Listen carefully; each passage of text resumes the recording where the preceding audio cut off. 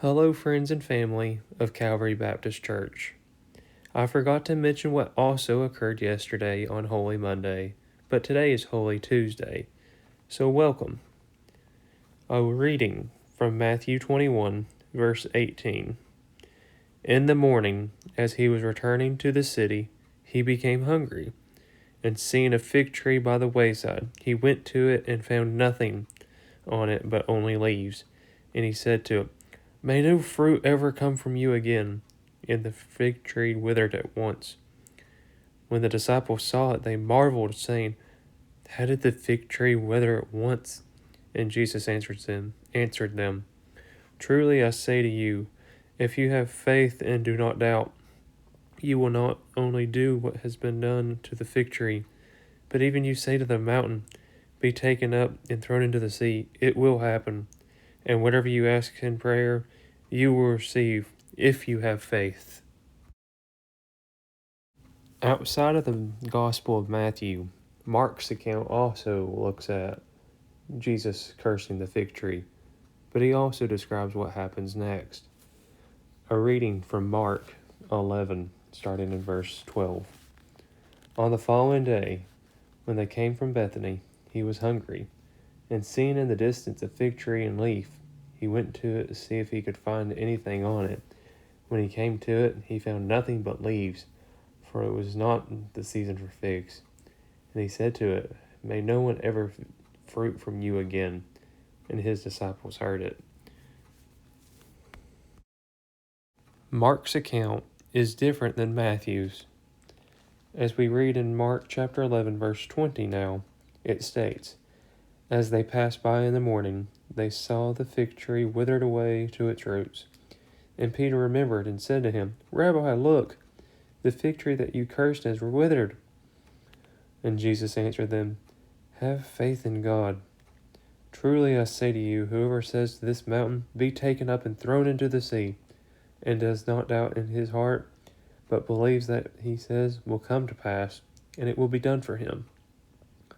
Therefore I tell you, whatever you ask, be in prayer.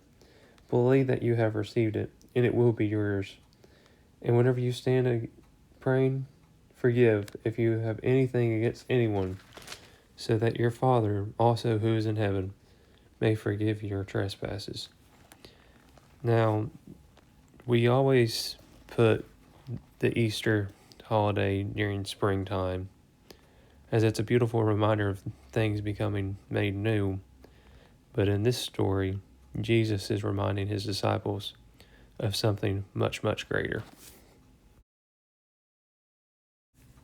If you flip on over to Luke chapter 20, starting in verse 1, we see a key thing. Jesus' authority is being challenged by Sadducees, Pharisees, and high priests there inside the temple. Verse 1.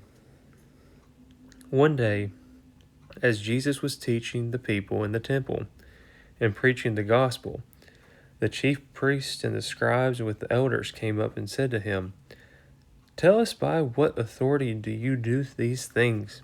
Or who is it that gave you this authority?" He answered them, "I will ask you one question.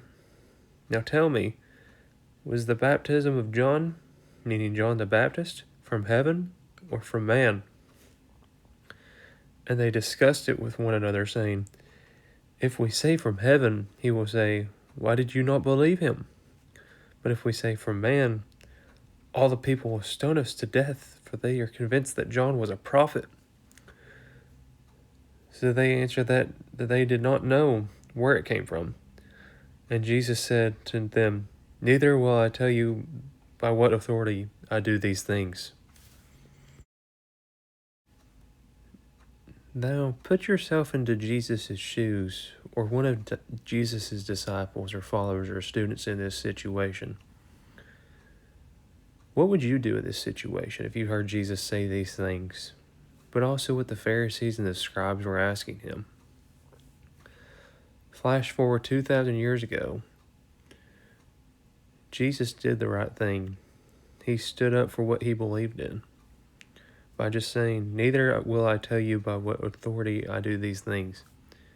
We as believers know whose authority that he came to do these things. It was his Father's.